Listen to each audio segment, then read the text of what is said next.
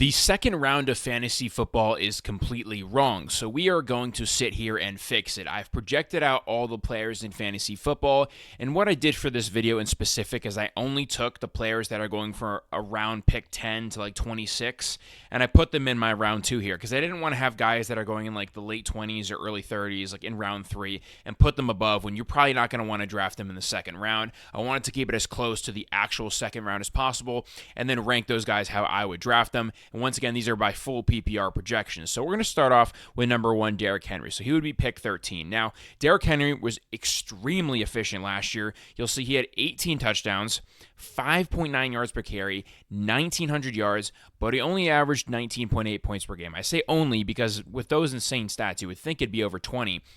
But the reality is he's just never going to catch any passes. I project him for 19 catches this year. That might even be generous. Justice Hill comes in on just about every third down. And there's like the slight risk that the Ravens aren't as good as they were last year. I don't think it'll be the case. But if that does happen where they're trailing in more games, Justice Hill will get more play time than Derrick Henry was allowing last year. I did dock his yards per carry a little bit from 5.9 to 5.4 just because 5.9 is such an absolute outlier. So this is why his total rushing yards are a little bit lower. His attempts per game is still going to be crazy.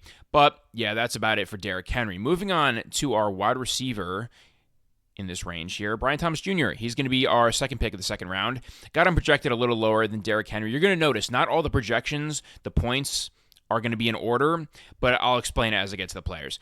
Brian Thomas Jr., 1,400 yards, 8 touchdowns, great downfield player, 14.7 yards per catch, a little bit of rushing upside here. My thing with Brian Thomas Jr. is that I'm not convinced that he's like clearly better than Travis Hunter. I think Travis Hunter is going to walk in and be the 1B in this situation and do a pretty good amount of damage on offense.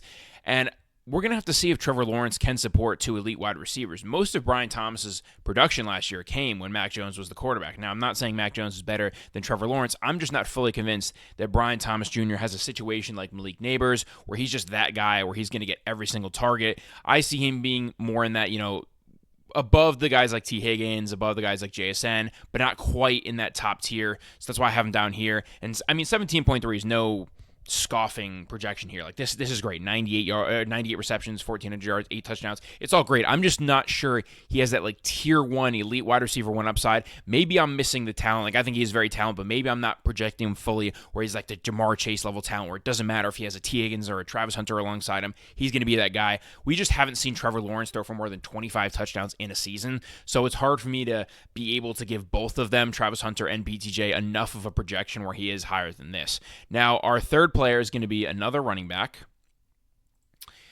It is going to be Ashton Jeanty, who is going in the first round. I have him a little lower, and I've explained this in my top 10 least favorite players to draft. I have Jeanty ranked very high. He's my Dynasty RB1. I just don't think this year he's going to be able to put on a clinic enough where he's able to get above the guys like Devon Achane, who's in my round 1 video, and Derrick Henry. He is going to struggle to get more than 10 touchdowns. You see I've been projected at 9.5. That's pretty generous when the Raiders are projected to score the 6th lowest amount of touchdowns this season. His receiving upside is a little bit capped because there's been no running backs under Geno Smith that have had more than, it's either 46 or 48 catches in a season. It's whatever Kenneth Walker did last year. Although Kenneth was getting 4.2 catches a game, he just missed some time.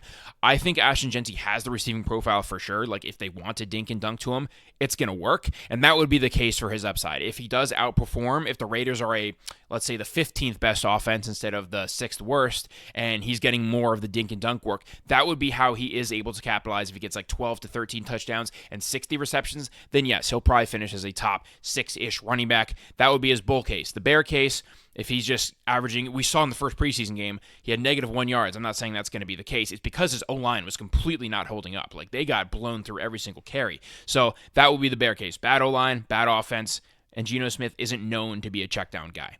Now, I have him being fairly efficient, 4.6 yards per carry. That's okay. That's actually probably more generous than what the O-line is going to give him. I just think he's that good of a prospect. And yeah, this is a great rookie season. I mean, 18 attempts per game, 1,400 yards, 48 receptions, 9. Like we can't be that down on Ashton Jeanty. It's just I don't think he can go in the first round. Now, the number 4 guy, this is where I wanted to explain my projections here. Tyreek Hill has the highest projection in the second round for me, but he also has the most risk, obviously. Like, I just saw an interview with Mike McDaniels, not happy with him Mike McDaniel, not happy with him. Basically talking shit about Devon Achane. He was basically like, oh yeah, he shouldn't have said anything about the third down usage. Like, I don't know why he did that. Whatever. Tyreek Hill is going down the AB career trajectory. I'm hopeful he doesn't, but it's looking like he might. But if he does actually play and get a lot of the dink and dunk targets that were going to Jonnu Smith last year, which I think he can, I don't think he's dropped off in talent whatsoever. He just had two of the most efficient wide receiver seasons ever. And then this past year, the O-line collapses. Tua gets hurt a bunch. He's not in it. He quits on the team. Like, a lot of things went wrong in that scenario, but I think his upside is clearly above everyone else in the second round. Like, it was just last year, he was being drafted the third overall pick. I mean, this guy has clear wide receiver one upside if things break right. If Tua comes back and everything looks like it was clicking 2 years ago, I think it'll be an in-between. I don't think it'll be like quite how it was 2 years ago where he's averaging over 23 points per game, but I don't think it's going to be last year where it's like completely everything falling apart. I think it's somewhere in the middle, which is why I have him projected pretty highly. I would take him with the 4th pick in the second round. Now, the 5th pick is back to the running back position. It's Jonathan Taylor. He was great last year, scoring a ton of touchdowns. Wasn't as efficient as he had been in years past. I believe his yards per carry was in the 4s, like the mid 4s. Jonathan Taylor. So last year he had 12 total touchdowns in only 14 games. Yeah, 4.7 yards per carry. So I give him a little bit of a boost here. I think he's going to return to how things were in years past. 5 yards per carry. With Anthony Richardson on the field, he's going to be very efficient because defenses have to respect the fact that Anthony Richardson can run. But Anthony Richardson might take a little bit of goal line work away. So even if it's Daniel Jones, who is a little bit more likely to check down, that's a bonus for JT. And he's not going to take carries in the red zone, that's a bonus for JT. But JT will probably be less efficient if Daniel Jones is playing because Daniel's not as big of a rushing threat as AR is, even though he kind of is a little bit of a rushing threat. Got him being pretty bad in the receiving game, as usual, only 26 receptions, but rushing yards, he's getting a ton, man. And rushing touchdowns, he's getting a ton. Like, he's very close to Ashton Genty for me. It's just Genty has that little bit more upside of pass catching work, whereas Jonathan Taylor has the more upside of the goal line and just outright touchdown work. Now, moving on to 6, another receiver. This one's going to be A.J. Brown. And A.J. Brown is a tricky one because last year the Eagles ran the ball 58% of the time. The next closest team was the Ravens at about 53%, and no other team was above 51%. They're clearly the most run-heavy team in the league, but it was just a year ago, like the year before last, where A.J. Brown had 7 touchdowns and 1,500 yards, wide receiver 5 in fantasy. I know, Saquon came last year. Obviously, that's something we can't ignore, but I wouldn't be so surprised if the Eagles weren't completely obliterating everyone in every game. Like, if they were running the ball at 50% of the time, we get A.J. Brown a couple more targets. His upside is crazy. He's one of the most efficient wide receivers in the league, still a top 5 talent easily at the position. I think he has that extra echelon that he can hit and average like 18 to 19 points per game. If anything were to happen to Saquon, who just had 500 touches, if he does get injured like he has in past, then, I mean, A.J. Brown's going to go nuclear. So I think there's these outs where A.J. Brown is a higher upside, kind of like a Jahmyr Gibbs, where if Dave Montgomery gets hurt, he goes crazy. It's kind of like that, where his floor is a little bit lower because the Eagles are going to be so run-heavy in most outcomes, but there are outcomes of the season where they're not as run-heavy as last year. Obviously, super efficient, 7.5 touchdowns, 1,400 yards. You guys know the deal. A little bit lower in the receptions department, 94, but that's just how A.J. Brown is. Now, the next receiver is very different, way less efficient.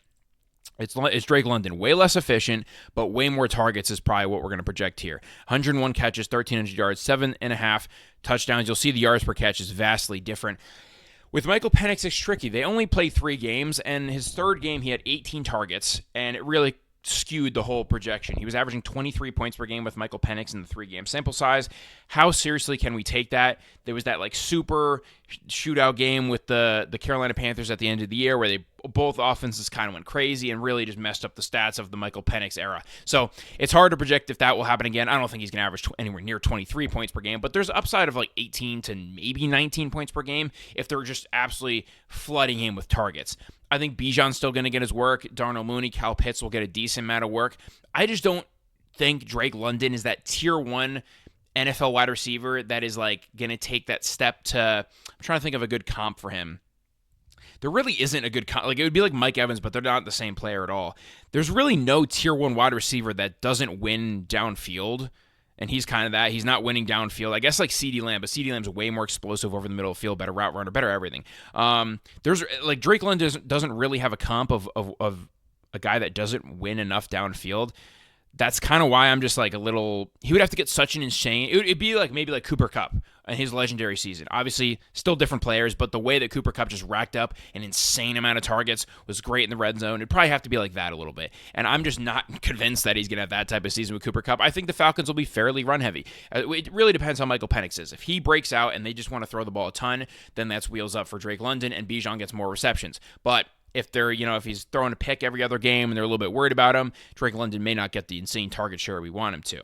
Now, moving on to the next running back, our 8th pick in the first round, or second round, Kyren Williams. Now, I didn't originally think I'd even have him here, but I had to adjust my priors because it wasn't like I was against Kyren Williams. It's more just like I was believing the hype a little bit about he was inefficient last year. They do draft Jarquez Hunter. We're not sure how much of a workload he's going to get, but then they pay him 3 years, $33 million, $11 million a year is pretty good for a running back. That's near the top of the league. Now, last year, very inefficient, 4 yards a carry, but the year before it was about 5. I split the difference. I give him 4.5. I don't think he'll be as bad as last year. That O-line was banged up for a good portion at the beginning of the year. Cooper Kupp missed a lot of time. Puka Nacua missed a lot of time. If Stafford, Puka, and Devontae are healthy, I docked his attempts per game. It was about 19.7 last year. I gave him 18.5, but I think it'll be more efficient because defenses aren't able to crowd the box as much. They're not going to be able to just assume the Rams are going to be such a run-heavy team. His receptions aren't going to be world-breaking. 37, just very average. That's in the Josh Jacobs realm of things, the Saquon Barkley realm of things. I think there's a little bit of upside there, especially in the red zone. He scores a weird amount of touchdowns by receiving work comparatively to his receptions. But you see, the main way we're getting fantasy points from Kyren Williams, 12.5 rushing touchdowns, 2 receiving, so 14.5 total. He's going to be always in the running for leading the league in red zone touches. He was in both the past 2 years. I believe over that span of time, or the past 2 years, he actually does lead the league. He had 70 red zone touches last year. So that's where he's going to ball out. And the Rams should be a top 5 offense. If everyone's healthy, that offense is cooking. I don't know how much Devontae Adams will take in the red zone. I think it'll be a good piece of the pie, but Kyron's still going to do his thing, and I really don't think he's going to lose a lot of work to the other running backs. Now, the next running back who I thought I would have higher, the projection's fairly similar, but with Josh Jacobs, I'm going to give him a little dock in attempts per game. He had a little over 17 last year, whereas Kyren had over 19. I dock Kyren a little more than I dock Jacobs, but I should probably dock Jacobs even more because I think the Packers will be more pass-heavy than they were in years past. Jordan Love instantly hurt in week 1. You saw at the beginning of the year, they wanted to be a little pass happy. Then they moved towards the end of the year where Josh Jacobs just got all the carries and all the work. I think they're going to be more pass happy with Matthew Golden, with a healthy Jordan Love. But I think Josh Jacobs will still do his thing in the red zone. 12 rushing touchdowns. They're going to give him the ball a lot. And 1.5 receiving touchdowns. That would be a career high if he got to 2 because he just, for some reason, cannot score through the air. Receiving yards, nothing special, about 339 receptions. You kind of know what the deal is with Josh Jacobs. Not the most efficient guy. I gave him the same amount as Kyren Williams. He's really never been efficient in his career. It's always in the mid-4s to low-4s yards per carry. And then we move on to the next receiver, which is Ladd McConkey. Ladd McConkey's a tricky one because they just signed Keenan Allen, and Keenan Allen can literally only play the slot these days. So if they move Ladd outside, he was so good last year in terms of how he was beating man coverage that maybe he just is that guy and he wins outside. It is going to be a much harder thing to do, especially for a small stature wide receiver like himself. It's going to be a very different thing out there, but he did play Z receiver at college, so I think it's possible. Keenan, I don't know how washed he is. It's hard to tell because he was great 2 years ago in the Chargers, amazing. He played 12 games, who averaged 24 points per game. It was crazy. Last year, no Bears wide receivers looked good, but he probably looked the best out of any of them. His route running was still great. It's just he can't win downfield at all. He's just way too slow these days, and the only thing he can do is play slot. So we'll see. The Chargers say they want to be more pass heavy, and obviously in the playoffs, Ladd went crazy, 200 yards, a touchdown. His weeks 1 through 7 versus weeks 8 through 18 splits are crazy. It was 10 points per game in the first half of the year. It was almost 18 points per game over those last 10 weeks. So he definitely broke out, and then obviously in the playoffs. So I think he has the talent to overlap London, A.J. Brown, Hill, get to that BTJ range. I could see him finishing slightly higher than BTJ if everything breaks right. But yeah, it's one of those things how much do you value Keenan Allen joining the team because they play the exact same position. Now, the next running back, our final running back, will be Bucky Irving. Someone I'm a little lower than. I'm going to have other guys above him in my running back rankings, but he is so consistently going in the middle to late second round that I wanted to include him in this video. 15.9 points per game, very respectable. I gave him a boost on attempts per game, obviously, because last year he wasn't starting the entire time, so 14.5 feels fair. Maybe you think he gets more of that 15 to 16 range. I don't think he's quite that much of a bell cow. He is still a small back. Receiving work, I think he will be less efficient last year. His targets to reception numbers were kind of insane. I'll bring it up right now. He was extremely efficient in pretty much every way, receiving and rushing. Obviously, he averaged 5.4 yards per carry on the ground. His receptions, he had 47, and I believe, will it show his targets here? Yeah, 52 targets. Only 5 non-receptions.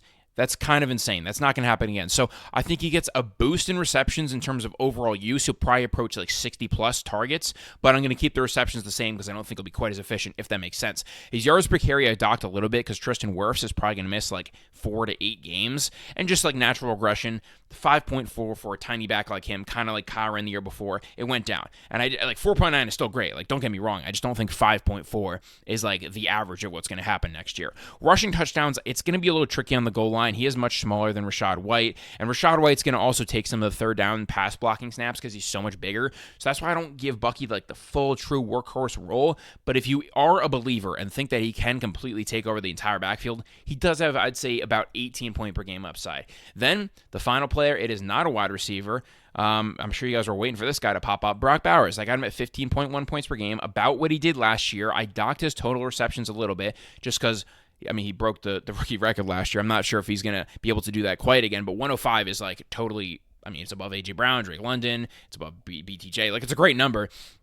Problem is he's a tight end who averages about 10.7 yards per catch, so I got his receiving line at about 1,100. Nothing to gawk at there.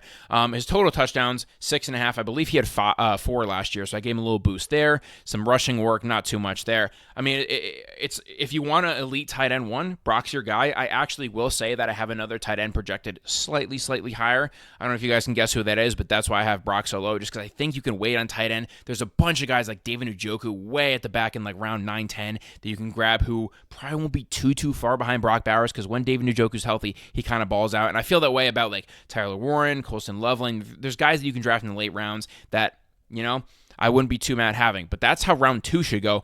If you guys want me to cover round 3, I will. Leave a like, leave a comment. Let me know what you think of these videos, and I'll catch you guys in the next one. Peace.